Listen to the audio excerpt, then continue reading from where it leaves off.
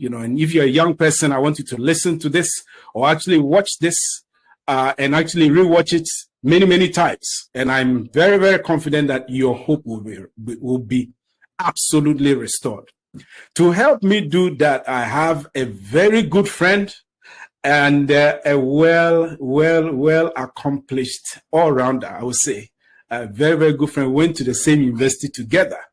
And when we invest in things, we didn't know we'll be doing this, and we love doing this, actually. It's like we have not spoken for quite a while, but the moment we started speaking, it's like we've been speaking every day. Over the past couple of years, I think probably over decades now. His name is Kwabena Obeidakun. And he is a very good friend. I would say he's an engineer. Actually, let me take it back. He's an entrepreneur first, an engineer, and then an author. He actually went to Opokwari Secondary School, and from there he went to KNUST, just like me, where he read his bachelor's in agriculture engineering and MSc in bioprocess engineering from UCD. If I miss anything, he's going to fill it in for me very, very quickly. He is a married man with amazing children. And his business, he's into fashion retail, which he will talk a little bit about, and then construction, then real estate development. So his hands are actually full. He's written 3 books. The first one is called Perspective, How to Develop the Mindset to Start and Build Your Business. The second one is Streamline, How to Teach Yourself Money and other books. And the third one is called Resilience, How to Develop Courage and Strength as an Entrepreneur. He has a YouTube channel, and the channel name is Obeidakun. I'm going to put that on this screen, and I want everyone who watches this video to subscribe to his channel. I have subscribed, so you have to subscribe. He has a ton of knowledge that I believe you are not going to, your mind is not going to just be stretched. You're actually going to be blessed. So this is the kind of gentleman that I've been able to muscle this day to be our guest on this show. So you're very welcome, Mr. Kwabena Obeidakun. Thank you, Isaac. Thank you. Thank you very much. It's an honor to be here. And awesome. As you said, been years, 2001. I remember yes. Unity Hall. Until Unity Hall, yes. Unity Hall. And we were just like little kids. Yeah. But life has been good. Life has been good to us. I'm very, very impressed. One of the things that I really admire when we started talking is when you showed me your YouTube channel and the kind of work and the content you've put out there. It's amazing. I think you've done an amazing job. And people need to know what you do. I know you do some stuff on radio and things, but I think people need to know who you are. You're doing an incredible job in the area of thought leadership in Ghana. You and I think when we were having a side chat, we all acknowledge that this area needs a lot more voices who would actually be able to help people, lead people, and also give people the technical knowledge for them to be able to move up higher, whether it's in their career or in their business. So, with that said, I've had the opportunity of actually mentoring a couple of young people. And one of the things that shocked me recently in talking with, I had a group of 5 young people, national service guys, we were just talking.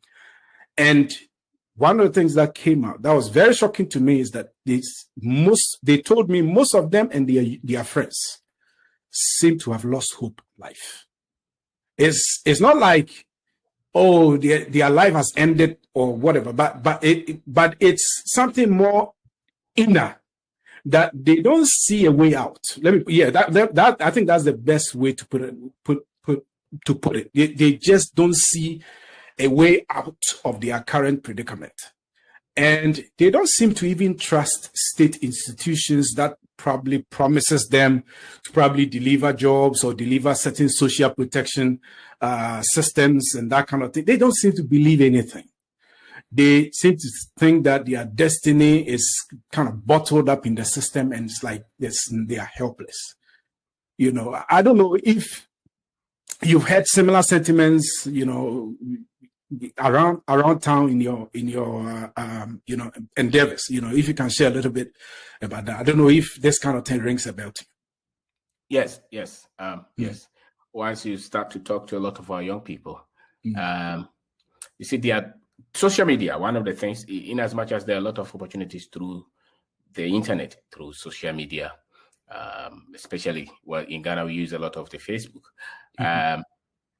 One thing that you have to, we are seeing now is anybody in their room can pick a phone and just tell us anything, and human beings are nothing but the words that they have been exposed to, the words that we've been exposed to, they have built us.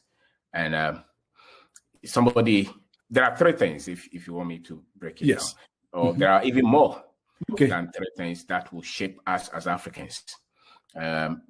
When we were in school, from primary school to JSS to the university and all those, much of the education that we were given, I dare say that much of the education we were given were just European or Western centered. Okay. What it means is that by the time you finish your first degree in Ghana, as an African, if you didn't do history as main course, and even that history is taught from, much of it is not taught from the African perspective. Yes. Which means that by the time you're through out of school, much of the things that you know are European based.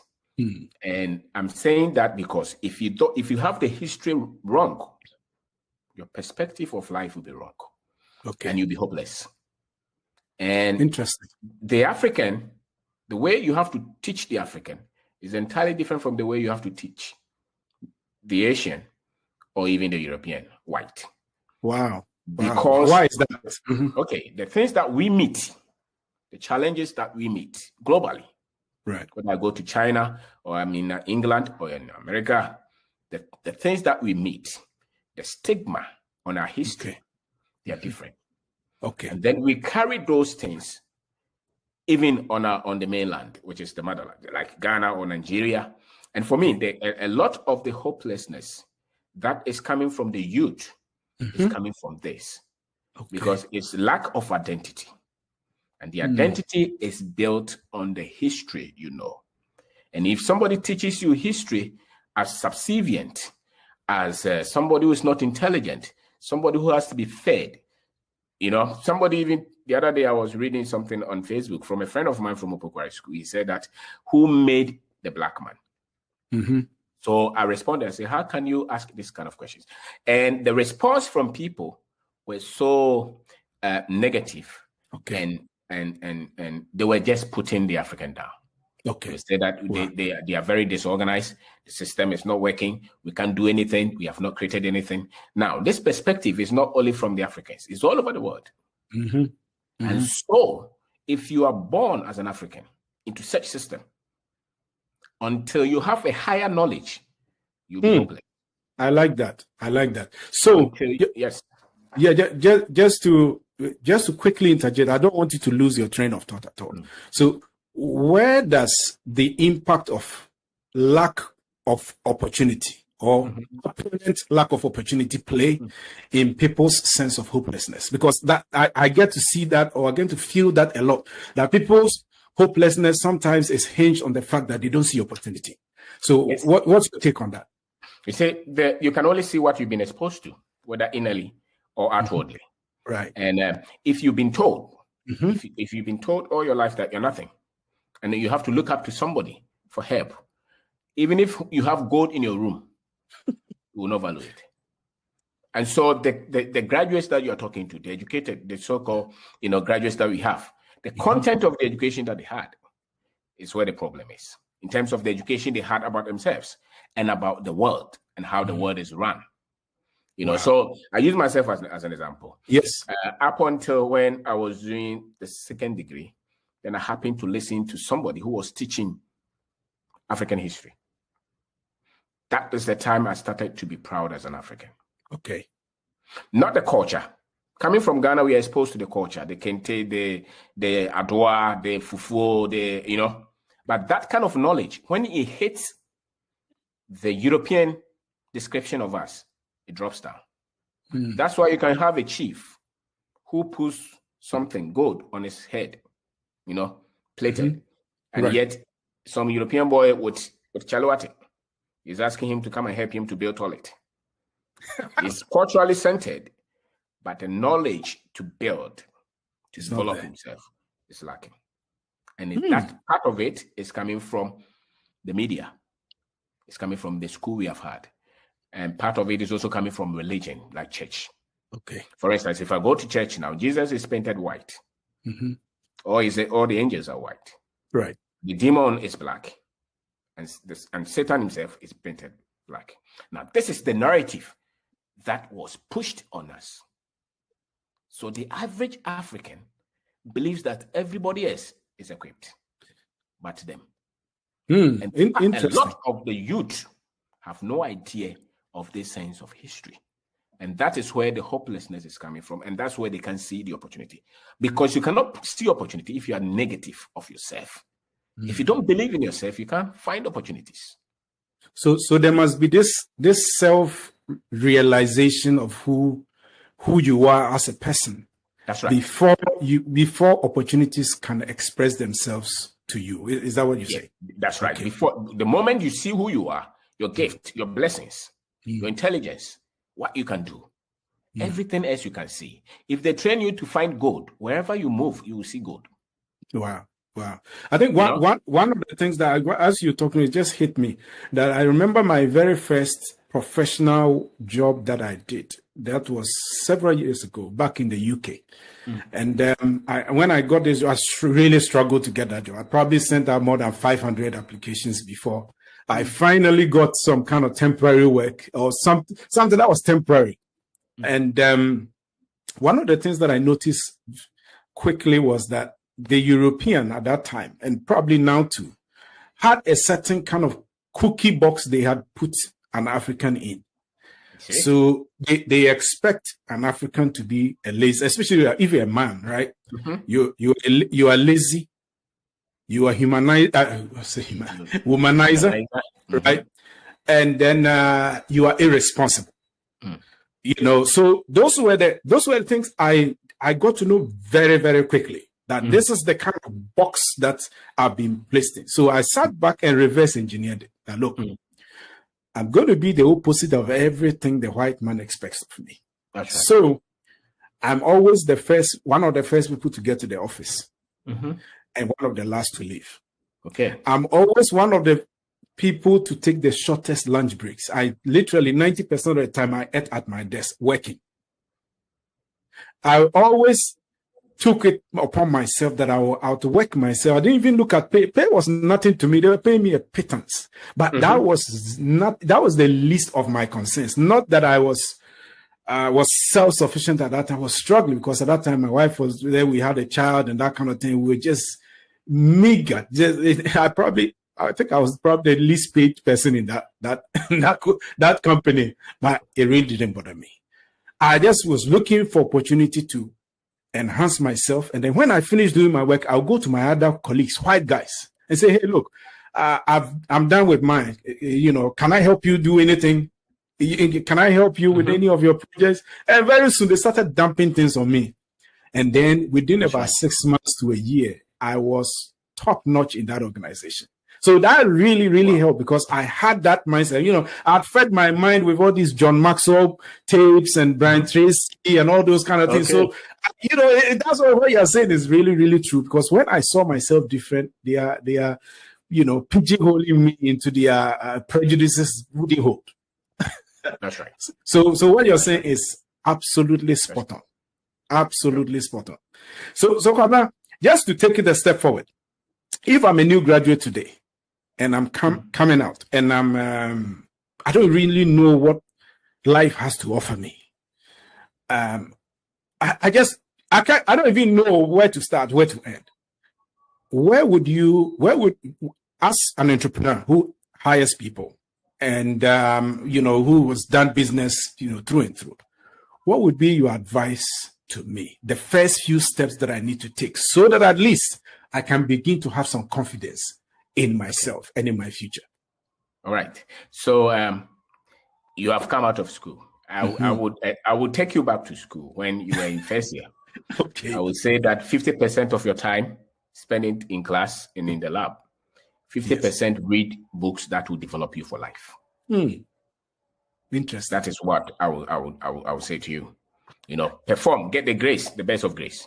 But if somebody has to have 100% without reading the other materials, finance, business, management, ethics, productivity, production, technology, developing a skill, I would rather say give me 50 and give me 50 of the other one. Wow. Because when you come out, the things that you are going to face, the classroom knowledge cannot help you. So most of the young men who are hopeless, who feel they are hopeless, may have A or first class, as they say them. You know, so if the first class is enough, why the hopelessness? Why are you hopeless? Yes. Why the lack of confidence? So it means that the knowledge, as I said before, you must put that kind of knowledge there yourself. Now, if you have completed, maybe you have even finished your national service, right? I will tell you, go and get books. We can't do much with somebody whose mind is not being repaired. Because no matter what you say, it comes back to the mind. Now, the unfortunate thing is that a lot of them believe that it's not needed and that what they know is enough. Okay. You know, and is this self-pride or ignorance? Ignorance. It's ignorance. Okay. It's ignorance, because the more you know, the better you are. You know, so not knowing that you eventually don't know much. There's not much financial education. Yes. I did engineering from tech, agric engineering. By the time that we came out of school, after the national service, I could not build machine because the industrial training, I had to go through that. You know, so even the technical, you know, the best of our technical students cannot even build anything with this university education. How much more than non-technical? You know, so you come out, you have skill set to read, to write, to think. That's perfect. But then drop it somewhere and go to the ground. Go to the ground. Why am I saying that? Because we are trying to look for job. You know, this kind of education that we are giving, we are trying to look for job. So majority of us will go and look for job. Yes. Very few would have the strength to even dare to try any idea in terms of business. Exactly. Now, the job that we are trying to look for, government is the one that we are looking up to. Because in our economy, how many multinationals are here? A few. Very few. So a lot of our businesses are subsistent, so to say. And most graduates don't want to, that's right. Most graduates will not want to work with Anteguia. Meanwhile, that's the kind of job that you need to train to understand how money is made in this economy. Wow. You know, because the information from the school prepares you. You think that, you know, the information they gave you, they were preparing you to go to England to work. Or, you know, the case study will maybe Marks and Spencer, you know. So that is the kind of information you have. But when you come out, that is not. Very few, maybe 10%, will be in the first 5 years, will be engaged in such institutions. If my statistics are right. The 90% of us would have to fight. And the fight can be messy. Fight on our own. And at the same time, the training is not enough for you to fight on the ground. Yeah, because you fight. Our industries are in the farming, in the retail, in the market. Those are where our industries are. That's how the economy runs. You know, so after your so-called degrees, calm down and come understand. But then you need to be ambitious. You need to be somebody who wants to succeed. Right. If you're okay with just getting salary and maybe, you know, that's the problem. A lot of them are not ambitious. A lot of them don't want to do much with their lives, except get salary and marry or travel. There's nothing wrong with getting salary and marrying, but there must be something more than that.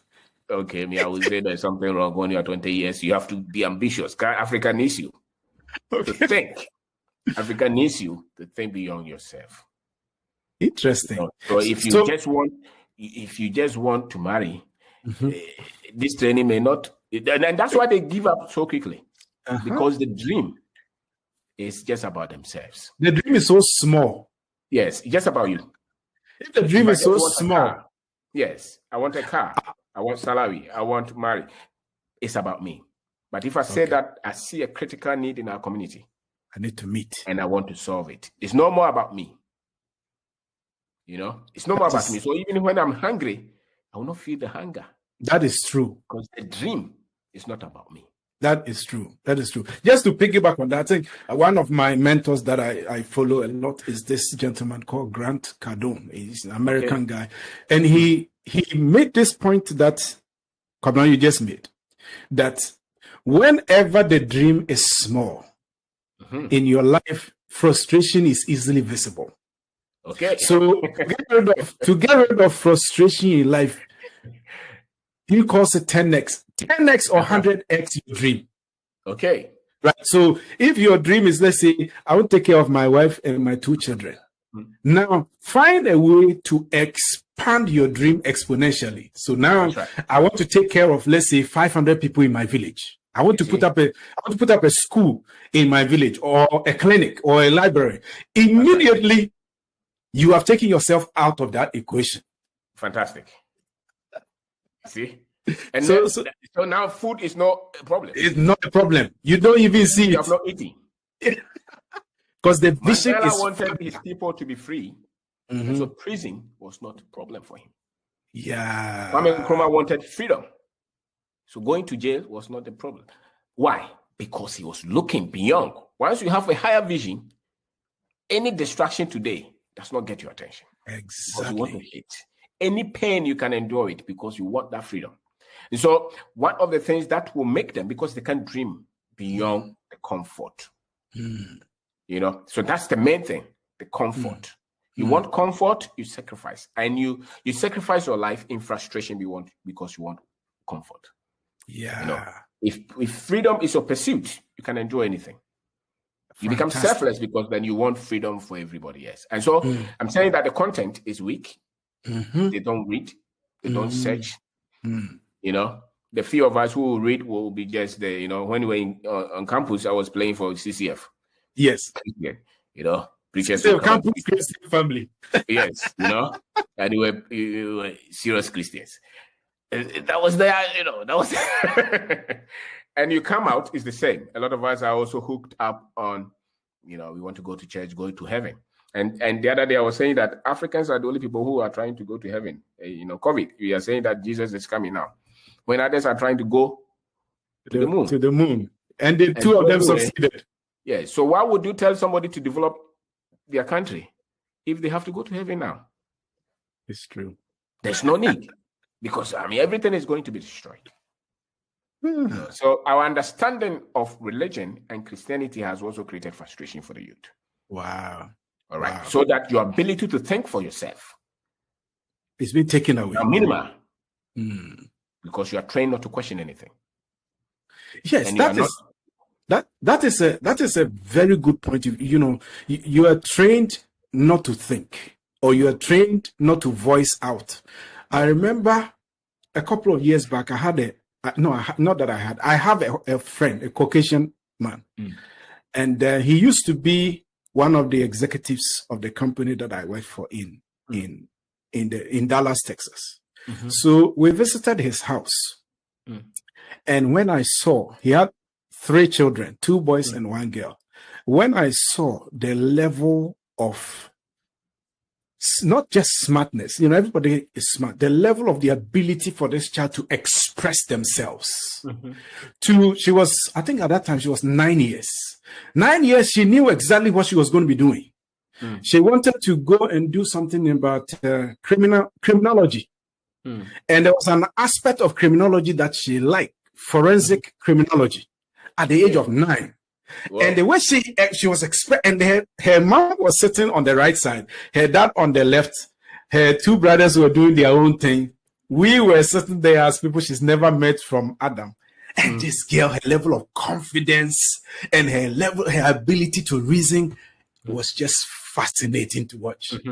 I said, wow, how many African parents African children can do this? Not that they've not been created by God to be this intelligent, but that expressiveness is not there. Okay. And it just blew me away. I said, wow. So I said, wow, what can I do to also help my children? Not that they'll be arrogant or whatever it is, but they will be able to have that kind of self-belief in themselves. And also they will know that they have the space to express who they are, who God created them to be.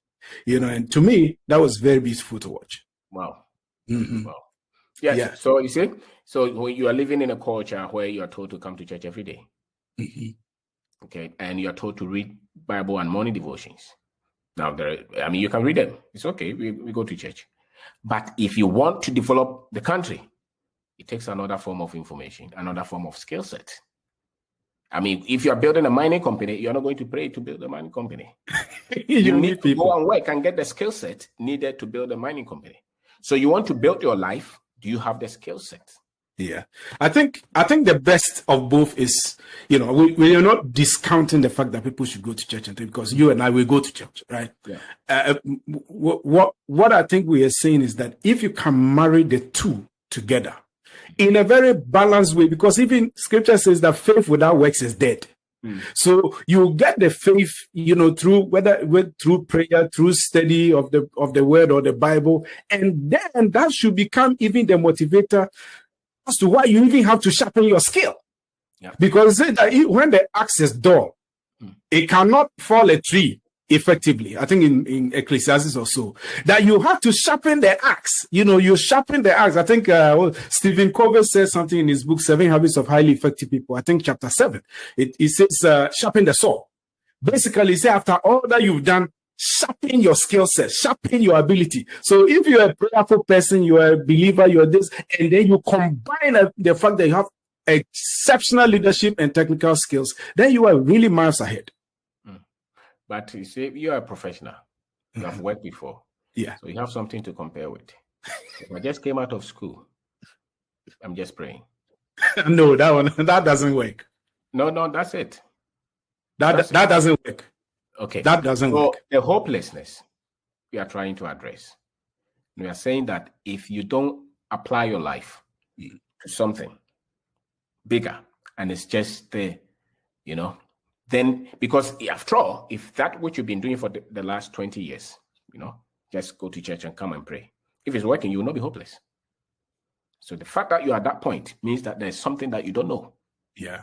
Now, the problem is getting through their mind to understand that there is more to what they know. Yeah. Let me ask you this. You as an employer. Yes. What are some of the character traits and skill sets that excites you about a potential candidate? Wow. I look for honesty. Good. I look for honesty. I look for that, because without that, if I take you to anywhere, you go behind me and go and do whatever you want, and look for pride to work with me. See it as an opportunity to develop yourself. I look for that. I look for somebody who's ready to learn. Okay. And I'm not looking for somebody who's putting everything on money. Okay. You just want money, then you don't need to work with me. Okay. I need somebody who brings a lot to say that I'm working and I want to make sure that this company grows. I don't need to hear you try to talk, every time that somebody in my presence, you're a very good person. But in my absence, you are talking badly about the work. You're not happy with the business. You think you're wasting your time. And that is something that is very prevalent in our people. Really? Talk to me about it. Yes. They are working with you. They just use you as a doormat and move to the next stage. Okay. Really? So, yes. And I'm sure you have employed them. You will see. They will tell you all those, but then they are not committed to you, and they don't take pain for you. Okay. They will not take pain for you. If it has to be very uncomfortable to them, they will leave you and move on. They will leave you and move on. And those are the traces that will move you to a stage where you will not want to live here, or you will not be comfortable, or you will not be hopeful. Wow. You're not hopeful because all these things, you are working with people. They see you. They see how you're not committed to them. Yes. See how you're just looking at your little interest. They look at how Yeah. you look. You know, it's 5 o'clock, you want to rush home. Yeah. You don't care. Yeah. You know, they see all those. So why would they want to give you more? Wow. And I when think you work with Mr. A and you do that, you work with Mr. B and you do that. So a lot of the times, the hopelessness is because a lot of our people have not developed themselves to be dependable. Can't depend on them. Interesting. And that's an expression from people. A lot of the boys, ask them, how many people have committed something to you and you're able to deliver? You failed them. So you failed 10 people, the 11th one will not give you. And then you say that nobody is helping me because you were not honest, you were not committed, you were not truthful, you are not loyal to somebody. So it's not that there is hopelessness, it's because these things, they don't practice them. Or maybe they don't even know them. Wow. Yeah. Oh, sorry to cut you. I was just going to chip in that people, it's so strange that people don't see that whatever actions that they engage in is a seed they sow. Yep. That follows them everywhere. Yeah. Because if you work for somebody and you steal from them, what kind of seed have you sown? Yeah, you are going to reap that harvest. Yeah. Next year, 10 years from now, 20 years from now, when you least expect, when probably you have your own thing going, and then all of a sudden somebody comes to the scene and just finishes you off. Yeah. It's The miracle thinking. The miracle thinking. The lotto thinking that one day God will just supernaturally explode my life. That thinking will create frustration in you. I see. You know, all these things that I am saying, I try to think opposite them. I practice opposite them. Because for you to live in this culture and take all these blows, hits from everything, from individuals, from organizations, from the government, you know, and I'm not saying any place is better. No, this is what we have to work with to be able to understand our system. I'm saying that you have to think differently. And part of it is so I'm dealing with you. If you give me 1,000 to keep, it's your 1,000. It's not mine. That's right. So integrity. That's right. That is for you. It's not for me. If I have to take anything from it, I have to ask you. Yes. So if I borrow, I have to pay back. I don't have to change my address. You know. So those things will create fear. Will create hope. The moment you see somebody is frustrated, somebody is hopeless, let's go and look at all these things. Let's look at their self-identity. Are they able to think for themselves? Do they believe who they are? Or they believe that as an African, they are cursed and they can do anything for themselves? You know, do they believe that you have to believe in this country as well? Yes. If you cannot believe in a country, what do you expect to be blessing? Me, I see opportunities everywhere. Because you believe here. Everywhere I go. Sometimes the problem, I think this is something that we will talk about maybe later on. Sometimes for me, the problem is there's so much opportunity that you see that sometimes you can even suffer from lack of focus. Which in itself you see so many things. You see so many things. You get the point. And somebody comes to you and says, I see nothing. Yeah. Because you so believe that this is where you want to explore. Yeah. They believe that there is nothing here. The government is our problem. Okay. The moment I'm dealing with a young man and he's saying that the president is corrupt, you're insulting them. It's not the president you're insulting. You have no value for yourself. It's true. Wow. You believe that there's some government somewhere which is not corrupt, and yours is corrupt. You know, so the lack of exposure and the fact that they think everybody everywhere is better than here. The grass is greener somewhere. Right. So until I'm able to tell you that it's not true, and that the opportunity that you're looking for is in you, I can help you. Wow. You know, so awesome. Awesome. So now we're going to move to another segment, that is entrepreneurship. I know this is your field, right? So maybe let's start off a little bit. If you are happy to share with us your entrepreneurial journey, basically, and then, a little bit about your entrepreneurial journey, so that people will not be saying, "Oh, Karan is just talking about some theory." This man is actually walking the walk and talking the talk. I'm telling you, he's in the trenches. Wow. So just take us through a little bit of your entrepreneurial journey in Ghana. All right. So, you know, we did national service. I did it at wood processing Okay. in Kumasi, area, pointing area. Okay. And then I was trying to do some things. Some of them worked, some of them didn't work. And then they said that I should go in school. So I went to school somewhere and I came. So that was just about 1.5 years. Okay. And then when we came, we just started to try anything. Now, remember, when you don't have the right skill set that can build a particular industry, I did not work in any particular industry for, say, 5 years or 10 years to develop peculiar or special skills in a particular industry as an engineer. Okay. So starting as a business, I didn't have that kind of, skill. And then I did not have management skill as well. So management of people, management of, resources. Yeah. And then the network, who to connect with, were not there. So we had to start from the level that we had to start with. And that meant that we were going to commit a lot of mistakes. Yes. And it's not because it was intentional, because we didn't have anywhere to go anyway. We had to start. So we will start with anything. We have tried almost everything. We have tried a lot of businesses. No way. From everything. Some of them work. We have done a lot of. I was alone in that. Then at a point, so we had project-based businesses, so electrical works, construction works, agricultural works, all those. We did them for a while. Then I shut them down. Okay. Because I didn't like the way it was going. Okay. And part of it were the people that I team up with, the commitment, the zeal, the foresight. You needed that. So if those things are absent, and then the daily activities or actions and how you work, if they are not so much in sync, you're not going to get to the opportunity or to build to where you want to go.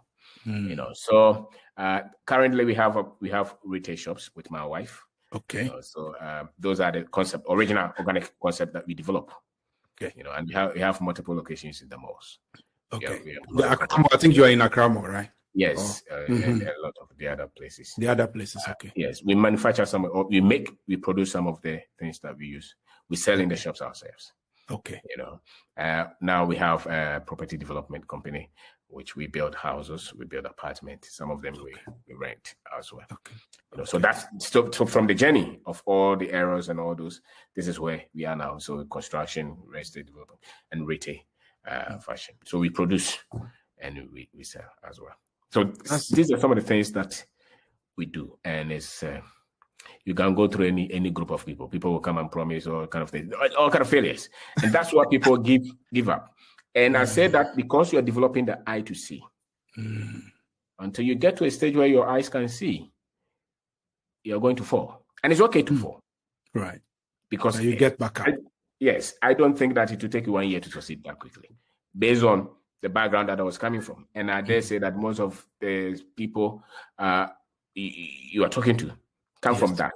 There's no father or mother who was a business owner. No connection. There's no money. Nothing. And I dare say that there's no technical expertise. Expertise as well. So if you are from this, then you are ready to go through to learn. And that's where you need a lot of strength. Wow. I think with that you've made a very important point. I think sometimes some people, especially who want to go into business, there's this kind of thinking or this kind of indecision, whether should I go into business right now with whatever I have, or should I get employment? I remember the last time I had this conversation with a bunch of young people. I always told them that, look, it depends. From my experience, sometimes it may be the best thing to go into business straightforward. Other times too, one of the best things that you probably could do is work for somebody to learn the ropes. And then so that you'll be able to know how to absorb all these kind of shocks along the way and jump in. That was my thought I gave to those people. What do you think about that? Sometimes people they think that, yes, I have an entrepreneurial passion, to do my own thing. I want to do my own thing, and they're even hearing about you talking about, maybe get employed. They think it's an insult. What do you think? Yeah, I've had a few of those. Okay, so those who think it's an insult, let them go and fight. But those who think that they have to get, because sometimes, the experiences will humble you, because if you think that getting a job is an insult, then I don't think it's an insult. I think that you must know what you can handle and what you cannot handle. Right. If people disagree with you and you're very much uncomfortable, if you don't have money in your pocket and you are shaking, you're not cut for business. Because there'll be a few of those instances. Yes. I mean, so many of them. I mean, what you are starting to build is going to fail. That is the first thing. Mm-hmm. It's going to fail. If it's your first business, it's so sure that you're going to fail. Even if that business you don't lose it, you're going to hit the ground and then pick the same business again. Yeah. And a lot of the times, that business that you even start, it will not be that business that you end up now. Wow. So, but I will be humble to say, I will not say that somebody getting a job is wrong. No. Okay. But a lot of the times, when you don't have any option, then the only option that you have is to start. Start. Yes. Because you are producing over 300,000 graduates, they say, every year. Every year. And I'm not sure the rate at which we are creating employment. No, it's not. It's not correlated. So majority of us would have to just do something. Mm. Or we have to go to Libya, through the desert. Or go that's a worse option. So or maybe go to Glass and Coin,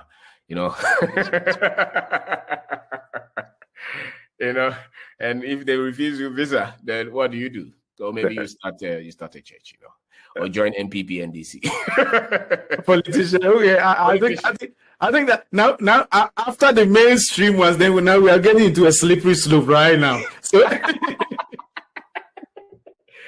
so those are the options for us. Those are the options. Oh, wow. Those are the options. So that's why you can see a lot of young boys trying to join politics. It's not just because they want to help our country. They just want to eat. They want to have profile. That's it. And that's why you see a lot of us starting churches, not because we want to propagate the gospel. It's because that is a profile. But that's sad, though. That's very sad. Yes, but that's it. That's a reality. That's the fact.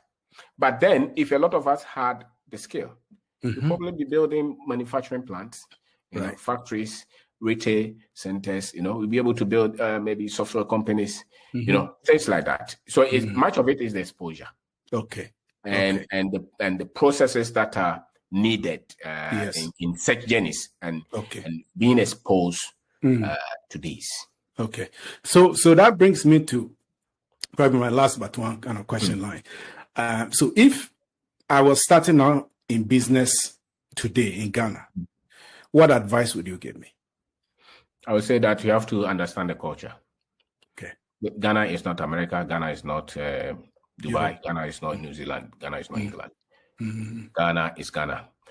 We don't buy with credit card. Okay. We buy with what we have worked. The money is in your hand. What for? That's right. So we don't buy with emotions. We buy with the price. So understand that. The moment you understand and look for, the money is on the ground. The money is not in the suit and tie. Put the graduate qualification somewhere. I hope you guys are listening to this, man. My grandfather was a cocoa farmer. He had a lot of money. He didn't go to school. Wow. Okay.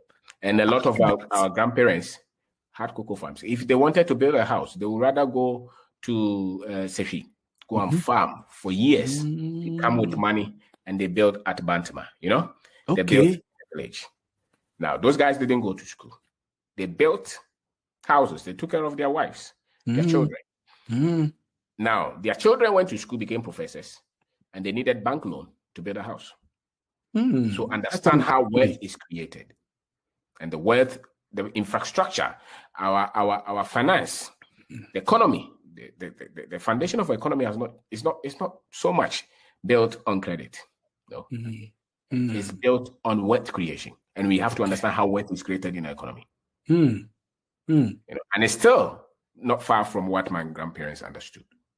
Because when you start business here, there's no venture capitalist here to give you money. Yes. Bank loan is 30%. You don't want to start a business that way. You don't want to chase politicians for contracts. That's not the best way to start a business. Wow. You have to start a business where your skill set is directly impacting the results from your business. Amazing. What it means is that going into selling something. So if your ability to sell, then you get direct. You are not begging anybody for contract. If you can build a product, build. But I would say that because cost of money is so high, start from somewhere that you can easily see the next money. What it means is that focus on businesses that can give you cash flow quickly. So that you don't get stuck somewhere. You say that I want to start a poultry farm, no problem. But I will not start poultry farm if I don't have a lot of money. I'll go and pick somebody's eggs and sell them. I sell them, I build a market. With the cash coming, then I can go and look at poultry farm. But if I have money and I can try, no problem. But if I don't have money, as I am now, I will start with the selling. It's easier. And now with technology, you can get a lot, to learn, to leverage on. Social media can build a lot of contacts, YouTube, all those. And those of you who have gone to school, you can leverage these things. So understand how if you want money, you don't go to KNUST campus. You go to Adum. That's where they have money. Yes. If you want certificate, you go to KNU, you go to Legon, certificate, lawyer, doctor, no problem. You want money, you go to Makola. That then you have to understand that. So you don't say that I want to go to, Legon, but I want to become super rich. It doesn't work. The professors, they don't tell you like that. You still have to work. Productivity brings worth, not certificate. So your certificate is okay. We went to school. That's why we're speaking this English. It gives you the ability to read, write, But then use that, get to the field. Pick anything that can be reorganized and managed well. If it's water, that you can manage it well. If it's cocoa, that you can manage it well.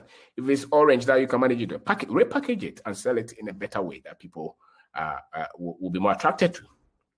And then learn how to manage people, how to manage the finances. And when you are leading people or when you're managing people, you have to understand the way they think. You have to understand. Now, people don't work with these regiments that if you don't meet this time, I will sack you. They don't care. You can sack them. They don't have problem. So you have to manage them from the human position, which means that they respond more to respect and honor than you shouting. Yes.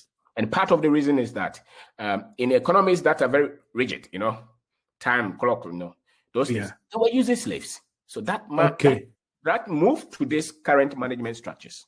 Okay. We didn't have that kind of management here. So in our memory, in our memory, you still have to treat us as human beings, even if I work for you. And that's appropriate because we are not trained. We are not subjected to that here. Wow. So you want to push me, there's a limit. You can get me to do a lot of things if you see that you respect me. And respect is so much important to our people than your money. Even though they may be poor, but they want their dignity protected. Because they have a Busiafie, don't forget that. It's true. To their hometown and sleep in their Busiafie. So you are saying that they won't get anywhere to sleep. They don't have mortgage. Okay. It's true. And then God will bless them. So what is the problem? And so you have to understand from that position. And then when you're dealing with government institutions, don't be scared of them. They are the same Ghanaians. They respond to respect. Okay. If you treat them well and they give you support, they help you. But I would say that stay out of a lot of this where you are begging for somebody to give you contract. Stay out of that. Go to where you have direct contact with the market, with the customers. That one you do well. And never be worried about what your friends think. Awesome. Yes, get a small room in your mother's house and build from there. Don't worry too much. If they have 10 cars, you don't have to have 10 cars. Even if you don't have a car, don't worry. Focus so much on where you want to go. And constantly study. If you can't read books at all, at least 2 books a month. If you can't read books at all, 2 books a month. And you have to do that for continuous at least 10 years. Yes. Concentrate knowledge. Because the knowledge from the school, you are saying you're educated, but we know you are not educated. That's why you can't know what to do with your life. So this is so true, though. Now you are in deficit with knowledge. Go and learn how to handle money. So when the business starts to make money, that's not the time you want to go to Amasamai and buy a plot. No. Make sure the business is doing so well. Rent until the business is so strong. And you can build a house in no time. than trying to use the capital you need to do the business to go and build. And then by the time you are finished with your plot, your business is disintegrated. And then your business is also gone. Then you're back to square one. You say that Ghana is hard. Ghana is not hard. It's the wrong decisions and the choices that you made. Come this is actually entrepreneurship and financial planning mixed together. And man, we've gotten far more than we even bargained for. This is amazing stuff. I wish I knew some of these things when I relocated initially, because obviously I made several mistakes. Yes, I made several mistakes, even with all the technical knowledge and things. The knowledge on the ground is different. It's different. It's different. So, I wish I had talked to you, man. Most of the headaches that I had in those times would have been a little bit softer, for me. This is super, super amazing. We are so blessed, Commander, that you've chosen to spend your time with us this evening. We would definitely want a 2.0 at some point. No, at your command. I remember very well on campus. People don't change that much. Good people, good people. Yeah, I remember you're a good man. So some other people, they're still ugly. We can't handle that. So. This is awesome. This is awesome. I really love this. And we can't say more than to say thank you so much. You are a blessing to us. And I want everybody, let me reiterate again, subscribe to the commerce channel. It's Obeying Daku YouTube. Just put it in there, subscribe to his channel, and you will be blessed. I think we want to do a 2.0 on financial planning. Wow. Yes. This one I'm putting your feet to the fire. We will do a 2.0 I did books on these. Okay. The perspective is on entrepreneurship, actually. Okay. The report has been very good. I wrote that one in 2016. Okay. After all the foolishness, you can't be. If you see somebody say something which is intelligent, I think that a lot of them may have been foolish. And I happen to be one of those. Wow. So went through a lot of this. Then I wrote about finance and trying to build business here. If you go to loans and things like that and contracts, you'll be in trouble. You'll be in trouble. And then the other thing is the courage, resilience. You need a lot of courage to take and dare. Because if you're waiting for help in Africa, don't wait. Here, because our systems are different, our structures are different. And that's why people are saying, fix the system. I ask myself, when was the system ever built that we have to fix? We rather build the system because we never had any system. Yeah. Wow, that is insightful. Yes, we never. When did we have? Did you ever see any transport system or financial system? Never.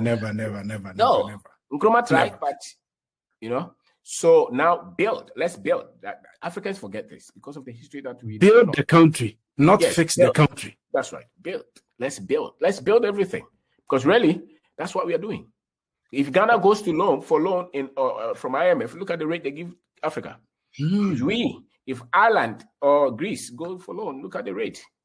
If somebody says that Africa, you compare Africa to China, no problem. But China is about 1.5 billion people with one president, one currency, one passport, predominantly one language. Yes. Africa is 54 with 54 presidents, 40-something currencies. How many passports? Thousands of tribes. That's right. Who divided that? So to build Africa, it cannot be China's part. And it cannot even be America's part. America had 300 years of free labor, millions of people. It's true. Look at England. They go there. Where did they take them from? From the Gold Coast. Now we are building. Our part is different. So once you understand that, you'll be merciful. And on top of that, who educated our leaders? What kind of education were they giving? Who are they educated to serve? Were they educated to serve the people or to serve those who educated them? All these things we have to understand. Right. And then you'll be patient enough to say that, no, we're just about 60-something years. It will take time. Sometimes they try to compare us to Singapore. I was in class in school with some of the Singaporeans. When they were finishing school, they were going back to Singapore. The Africans didn't want to go, especially Nigeria. Yes. They were staying. That's the psyche. Mm-hmm. So there's a big difference as to how we think, even. And for me, the more we study, the more confident we become. And the danger is, if you're not confident in yourself, you're not proud of your country, of your continent, there's a problem. You will never see the opportunities here. And so one of the things that will save you from becoming frustrated is learning to be proud of yourself and learning to be proud of yourself as an African. That one, you will not worry. That's why you can see the Rastafarians, the Americans, they don't worry. Yeah, they are very laid back. They are very, very laid back. Okay, and they're not frustrated. They understand. The other ones don't. Because Ghana must work. Yes, of course, it must work. But then we have to understand the steps that we need to take and what has gotten us here and what will get us out of here. And so that you can think of the other. Yes. You can think of the other.